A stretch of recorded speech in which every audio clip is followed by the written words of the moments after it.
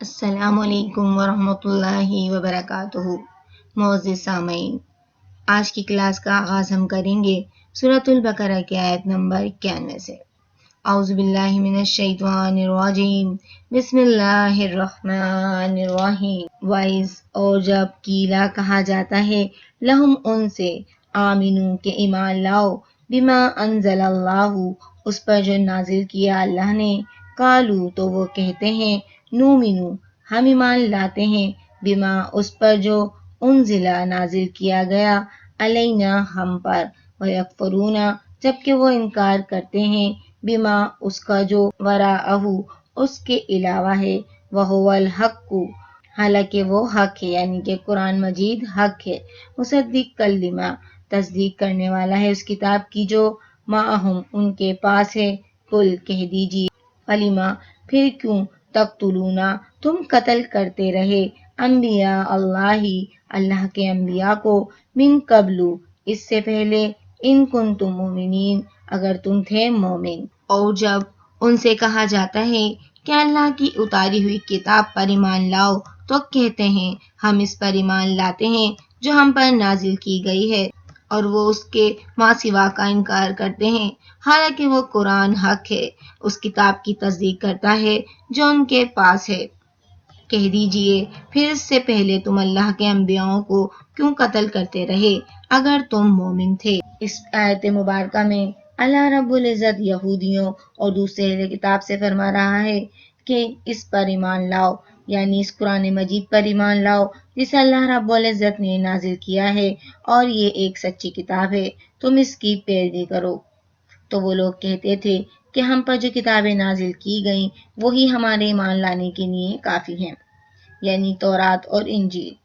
لہٰذا انہوں نے اس کتاب کا انکار کر دیا، جبکہ یہ بات اچھی طرح جانتے تھے کہ جو کتاب رسول اللہ صلی اللہ علیہ وآلہ وسلم پر نازل کی گئی ہے وہ ایک سچی کتاب ہے اور اللہ رب العزت کی طرف سے نازل کی گئی ہے، اور وہ ان کتابوں کی بھی تصدیق کرتی ہے جو ان کے پاس موجود ہیں، اور یہ ان کتابوں کو اسی طرح پہچانتے ہیں جس طرح یہ اپنے بیٹوں کو پہچانا کرتے ہیں۔ اگر یہ اپنے دعوی ایمان میں اتنے ہی سچے ہیں تو پھر یہ انبیاء علیہ السلام کو کیوں قتل کیا کرتے تھے۔ وَلَقَدْ اور البتہ تحقیق جاءکم موسیٰ آئے تمہارے پاس موسیٰ بالبینات واضح دلیلوں کے ساتھ، ثم اتخذتم العجل پھر تم نے بنا لیا بچڑے کو معبود، من بعدہ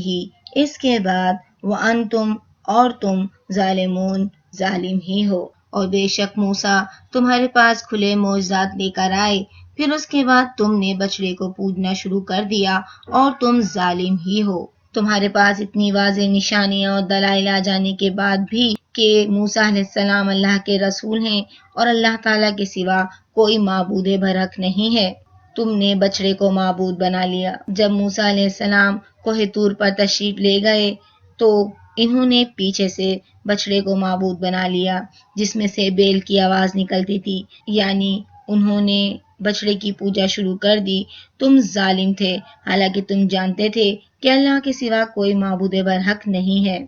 وائز اور یاد کرو جب اخذنا ہم نے لیا، میثاقکم تم سے پختہ عہد، ورفعنا فوقکم الطور ہم نے بلند کیا تمہارے اوپر کوہ طور کو، خذوا ما آتیناکم اور کہا تم پکڑو جو ہم نے تمہیں دیا، بقوۃ واسمعوا قوت کے ساتھ اور سنو، قالوا انہوں نے کہا، سمیعنا ہم نے سنا، وعصینا اور ہم نے نافرمانی کی، واشربوا اور وہ پلا دیے گئے، فی قلوبہم العجل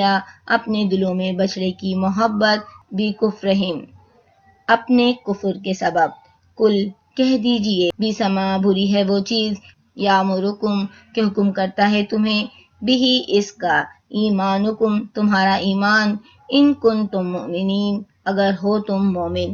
اور یاد کرو جب ہم نے تم سے پکا وعدہ لیا تھا اور ہم نے تم پر کوہ طور کو بلند کیا اور کہا ہم نے تم کو جو دیا ہے اسے قوت کے ساتھ پکڑو اور سنو، انہوں نے کہا ہم نے سنا اور ہم نے نافرمانی کی، اور ان کے کفر کی وجہ سے ان کے دلوں میں بچڑے کی محبت ڈال دی گئی۔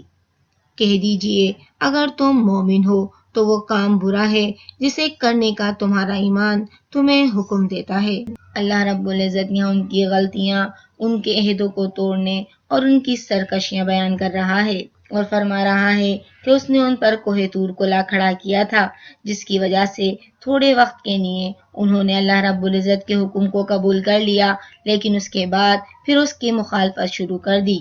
اور ان کے کفر کی وجہ سے ان کے دلوں میں بچڑے کی محبت ڈال دی گئی، اور بچڑے کی محبت میں وہ اس طرح گرفتار ہوئے کہ وہ ان کے دلوں میں بالکل ہی رچ بس گئی۔ امام احمد نے ابو درداء رضی اللہ تعالیٰ عنہ سے روایت کیا ہے کہ رسول اللہ صلی اللہ علیہ وآلہ وسلم نے فرمایا، کسی چیز کی اندھی محبت تمہیں اندھا اور بہرا کر دیتی ہے۔ اگر تم مومن ہو تو وہ کام برا ہے جسے کرنے کا تمہارا ایمان تمہیں حکم دیتا ہے، یعنی زمانے قدیم میں بھی جس چیز پر تم نے اعتماد کیا وہ بہت بری ہے کہ تم نے اللہ رب العزت کی آیات کا انکار کیا اور انبیاء علیہ السلام کی مخالفت کی، اور اب تم نے رسول اللہ صلی اللہ علیہ وآلہ وسلم کے ساتھ بھی کفر کیا، اور یہ تمہارا بہت بڑا گناہ ہے جو تمہارے لیے شدید ترین عذاب کا باعث بنے گا۔ تم نے رسول اللہ صلی اللہ علیہ وآلہ وسلم کے ساتھ بھی انکار کیا، حالانکہ آپ صلی اللہ علیہ وآلہ وسلم خاتم النبیین اور مرسلین ہیں، جسے ساری کائنات اور تمام انسانیت کے لیے مابعوث کیا گیا ہے۔ تمہیں یہ بات زیب نہیں دیتی کہ تم ایمان کے بلند و بالا دعوے کرو، حالانکہ تم نے ہمیشہ عہد و پیما کی دھجیاں اڑائی ہیں اور اللہ رب العزت کی آیتوں کا انکار کیا ہے، اور اللہ رب العزت کی ذات میں ہمیشہ شرک کیا ہے اور بچڑے کو ہی اپنا معبود بنا لیا تھا۔ کل کہہ دیجئے، ان کانت اگر ہے لکم الدار الاخرۃ تمہارے لیے آخرت کا گھر، عند اللہ اللہ کے ہاں، خالصۃ من دون الناس خاص طور پر سوائے اور لوگوں کے، فتمنوا الموت تو تم تمنا کرو موت کی، ان کنتم اگر تم ہو صادقین سچے۔ کہہ دیجئے اگر اللہ کے ہاں آخرت کا گھر خالص تمہارے ہی لیے ہے اوروں کو چھوڑ کر، تو تم موت کی تمنا کرو اگر تم سچے ہو۔ حضرت عباس رضی اللہ تعالیٰ عنہ نے اس کی تفسیر دعوت مباہلہ سے کی ہے، یعنی یہودیوں کو کہا گیا کہ اگر تم نبوت محمد صلی اللہ علیہ وآلہ وسلم کا انکار اور اللہ سے محبت کے اتنے ہی دعوے میں سچے ہو تو مباہلہ کرو، یعنی اللہ تعالیٰ کی بارگاہ میں مسلمان اور یہودی دونوں مل کر یہ عرض کریں، اے اللہ، دونوں میں سے جو جھوٹا ہے اسے موت سے ہمکنار کر دے۔ یہی دعوت انہیں سورۃ الجمعہ میں دی گئی ہے۔ نجران کے عیسائیوں کو بھی دعوت مباہلہ دی گئی، جیسا کہ آل عمران میں آتا ہے، لیکن یہودی بھی کیونکہ عیسائیوں کی طرح جھوٹے تھے، اس لیے عیسائیوں کی طرح ہی یہودیوں کے بارے میں بھی اللہ رب العزت نے فرمایا، یہ ہرگز موت کی آرزو یعنی مباہلہ نہیں کریں گے، وَلَن يَتَمَنُّوهُ اور ہرگز نہیں وہ تمنا کریں گے موت کی، ابداً کبھی بھی، بما قدمت سبب اس کے جو آگے بھیجا، ایدیہم ان کے ہاتھوں نے، واللہ اور اللہ علیم خوب جاننے والا ہے، بالظالمین ظالموں کو، اور وہ اپنے ان گناہوں کی وجہ سے جو انہوں نے اپنے ہاتھوں سے کما کر آگے بھیج چکے ہیں اس موت کی تمنا کبھی نہیں کریں گے، اور اللہ ظالموں کو خوب جاننے والا ہے۔ وَلَا تَجِدَنَّهُمْ اور البتہ آپ ضرور پائیں گے ان یہودیوں کو، احرص الناس زیادہ حریص سب لوگوں میں سے، علی الحیات ومن الذین زندگی پر، اور ان سے بھی جنہوں نے اشرکوا شرک کیا، یودو چاہتا ہے، احدہم ایک ان کا، لو کاش، یعمرو وہ عمر دیا جائے، الفا ہزار، سنات وما سال، حالانکہ نہیں ہے ہوا وہ بمزازہ اسے بچانے والا، من العذابی عذاب سے، ان یعمرا یہ کہ وہ اس قدر عمر دیا جائے، واللہ اور اللہ، بصیرم خوب دیکھنے والا ہے، بما اس کو جو یعملون وہ عمل کرتے ہیں۔ یقیناً آپ ان یہودیوں کو سب لوگوں سے بڑھ کر جینے کے حریص پائیں گے، اور ان لوگوں سے بھی زیادہ جنہوں نے شرک کیا۔ ان میں سے ہر ایک چاہتا ہے کاش اسے 1000 سال کی طویل عمر ملے، حالانکہ اس قدر عمر کا ملنا بھی اسے عذاب سے بچانے والا نہیں ہے، اور جو وہ عمل کرتے ہیں اللہ اس سے خوب دیکھنے والا ہے۔ موت کی آرزو تو یہ لوگ نہیں کریں گے کیونکہ دنیا کی زندگی کے تمام لوگ حتیٰ کہ مشرکین سے بھی زیادہ یہ لوگ اس کے حریص ہیں، لیکن عمر کی یہ درازی انہیں عذاب الہی سے بچا نہیں سکے گی۔ اس آیت سے معلوم ہوا کہ یہودی اپنے ان دعووں میں یکسر جھوٹے تھے کہ وہ اللہ تعالیٰ کے محبوب اور چہیتے ہیں، یا جنت کے مستحق صرف وہی ہیں، اور دوسرے جہنمی، کیونکہ فی الواقع اگر ایسا ہوتا یا کم از کم انہیں اپنے دعووں کی صداقت پر یقین ہی ہوتا تو یقیناً وہ مبالغہ کرنے پر آمادہ ہو جاتے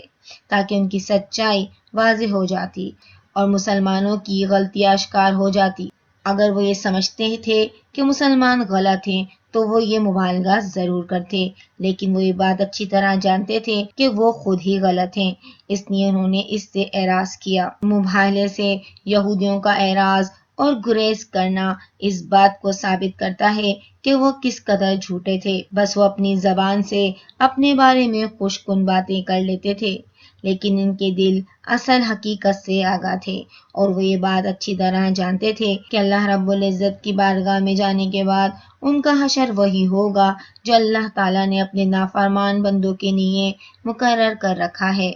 کل کہہ دیجئے، من جو کوئی کانا ہے عدو لجبریل، دشمن جبرائیل کا، فإنہ تو بلا شبہ اس نے نزلہ نازل کیا اس کو یعنی قرآن کو، علی قلبک آپ کے دل پر، بإذن اللہ اللہ کے حکم سے، مصدقا لما جو تصدیق کرنے والا ہے اس کتاب کی جو بین یدیہ اس سے پہلے ہے، وہدی و بشری اور ہدایت اور بشارت ہے، للمؤمنین مومنوں کے لیے۔ اے نبی کہہ دیجئے جو کوئی جبرائیل کا دشمن ہے تو اسی نے اس قرآن کو اللہ کے حکم سے آپ کے دل پر نازل کیا ہے، یہ اس کتاب کی تصدیق کرتا ہے جو اس سے پہلے نازل ہوئی ہے، اور مومنوں کے لیے ہدایت اور بشارت ہے۔ تمام مفسرین کا اس بات پر اجماع ہے کہ یہ آیت مبارکہ بنی اسرائیل کے یہودیوں کو جواب دینے کے لیے نازل ہوئی ہے، جن کا یہ خیال تھا کہ جبرائیل علیہ السلام ان کا دشمن اور میکائیل علیہ السلام ان کا دوست تھے۔ امام بخاری رحمہ اللہ فرماتے ہیں کہ اکرمہ کا قول ہے کہ جبرا، میکا اور اسراف کے معنی عبد اور ایل کے معنی اللہ کے ہیں۔ پھر انہوں نے انس بن مالک رضی اللہ تعالیٰ عنہ سے روایت کیا ہے کہ عبداللہ بن سلام رضی اللہ تعالیٰ عنہ نے جب رسول اللہ صلی اللہ علیہ وآلہ وسلم کی تشریف آوری کے بارے میں سنا تو اس وقت وہ اپنی زمین میں پھل چننے کے لیے گئے ہوئے تھے۔ آپ جب تشریف لے آئے تو آپ کے خدمت میں حاضر ہو کر عرض کرنے لگے کہ میں آپ سے 3 سوال پوچھنا چاہتا ہوں اور ان کے جواب نبی کے سوا اور کسی کو معلوم نہیں ہے۔ قیامت کی سب سے پہلی نشانی کیا ہے؟ اہل جنت کو سب سے پہلے کیا کھانے کو دیا جائے گا؟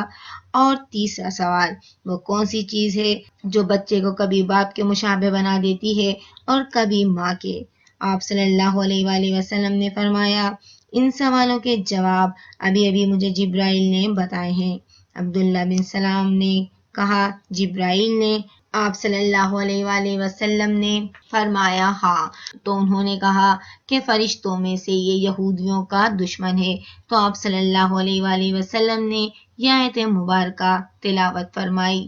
کہ جو کوئی جبرائیل کا دشمن ہے تو دشمنی کی کوئی وجہ نہیں جبکہ اس نے اس قرآن کو آپ کے دل پر اتارا۔ پھر آپ نے ان سوالوں کے جواب دیتے ہوئے فرمایا، قیامت کی پہلی نشانی وہ آگ ہے جو لوگوں کو جمع کر کے مشرق سے مغرب کی طرف لے جائے گی۔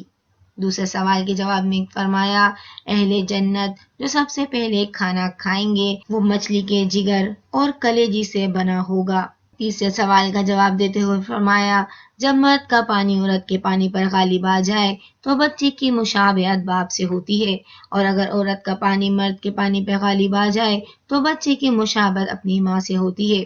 یہ جواب سن کر عبداللہ بن سلام رضی اللہ تعالیٰ عنہ بے ساختہ پکار اٹھے، اشہد ان لا الہ الا اللہ و انک رسول اللہ۔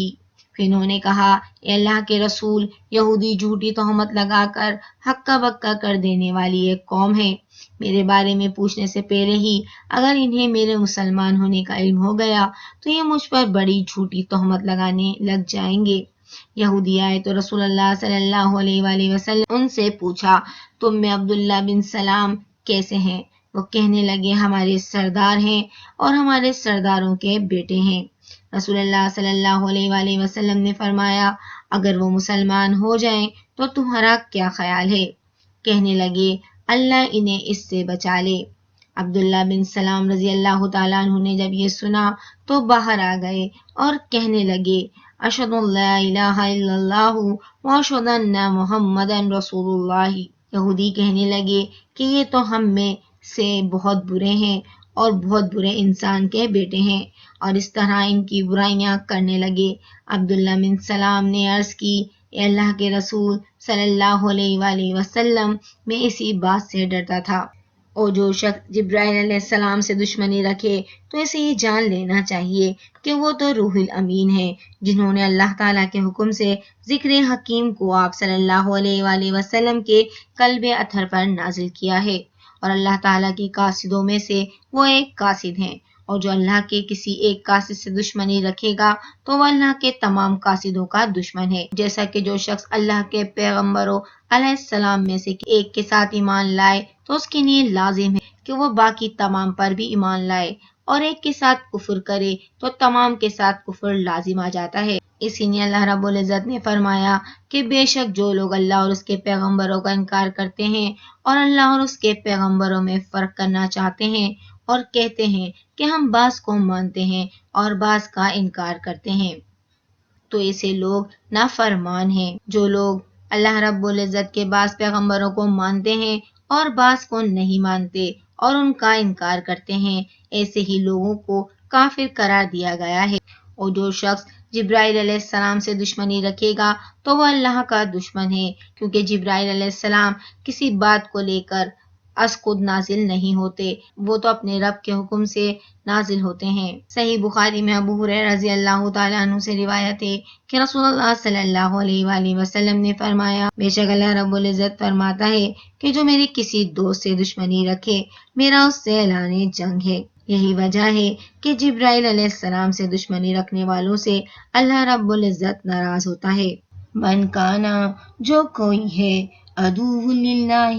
اللہ کا دشمن، والملائکتی اور اس کے فرشتوں کا، ورسلہ اور اس کے رسولوں کا، وجبریل اور جبرائیل کا، ومیکالا اور میکائیل کا، فإن اللہ تو بلا شبہ اللہ عدو للکافرین دشمن ہے کافروں کا۔ جو کوئی اللہ کا، اس کے فرشتوں کا، اس کے رسولوں کا اور جبرائیل اور میکائیل کا دشمن ہے تو بے شک اللہ بھی کافروں کا دشمن ہے۔ اس آیت مبارکہ میں اللہ رب العزت اس بات کو بیان کر رہے ہیں کہ جو شخص اللہ کا اور اس کے فرشتوں کا اور اس کے پیغمبروں کا اور جبرائیل اور میکائیل کا دشمن ہو تو ایسے کافروں کا اللہ دشمن ہے۔ اللہ رب العزت فرماتا ہے جو شخص مجھ سے اور میرے فرشتوں سے اور میرے رسولوں سے دشمنی رکھے گا تو میں اس کا دشمن ہوں۔ اس آیت مبارکہ میں تمام رسولوں کے لیے اللہ رب العزت کی فرما رہا ہے، چاہے ان کا تعلق فرشتوں سے ہو یا انسانوں سے، اگر کوئی ان کا دشمن ہے تو اللہ رب العزت کا بھی دشمن ہے۔ یہاں پر خاص طور پر دو فرشتوں کا ذکر کیا جا رہا ہے۔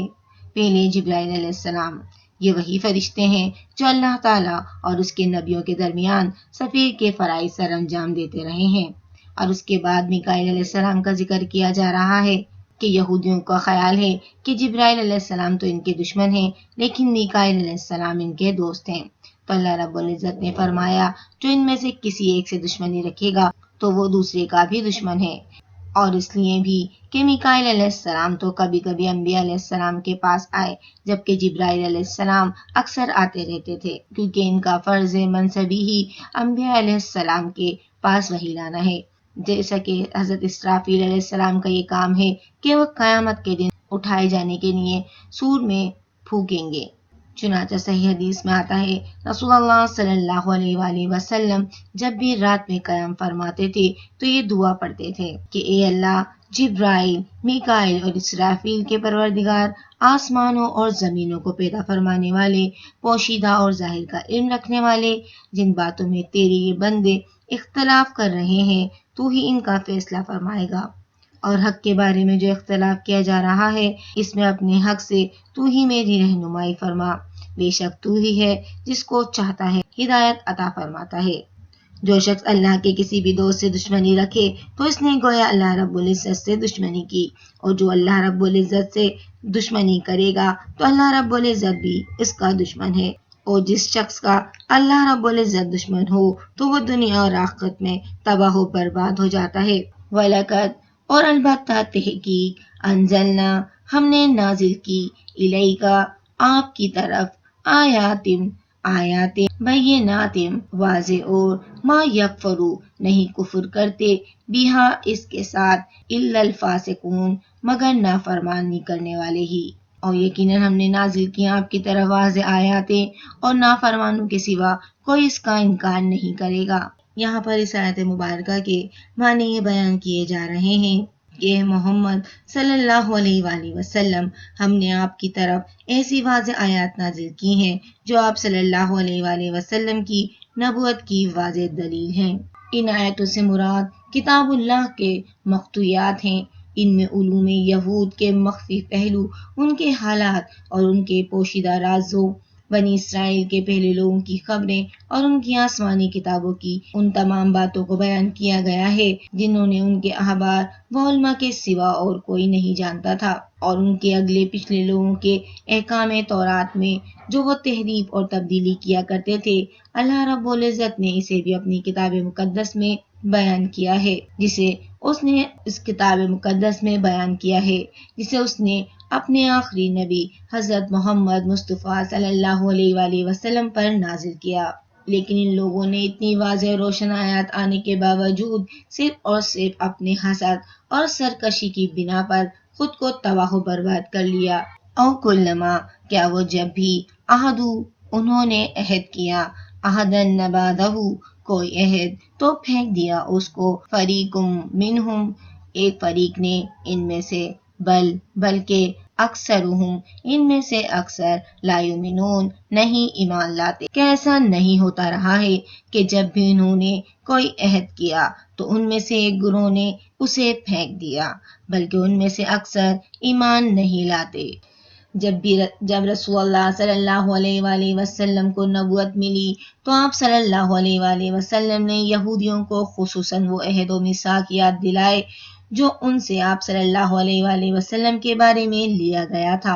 تو مالک بن زید کینکائی کہنے لگا، اللہ کی قسم ہم سے تو محمد صلی اللہ علیہ وآلہ وسلم کے بارے میں کوئی عہد اور میثاق نہیں لیا گیا۔ اس موقع پر اللہ رب العزت نے یہ آیت مبارکہ نازل فرمائی، کیا ایسا نہیں ہوتا رہا ہے کہ جب بھی انہوں نے کوئی عہد و میثاق کیا تو ان میں سے ایک فریق نے اسے پھینک دیا۔ اللہ رب العزت سے یہی دعا ہے کہ وہ ہمیں قرآن کو پڑھنے، سمجھنے اور اس پہ عمل کرنے کی توفیق عطا فرمائے، آمین یا رب العالمین۔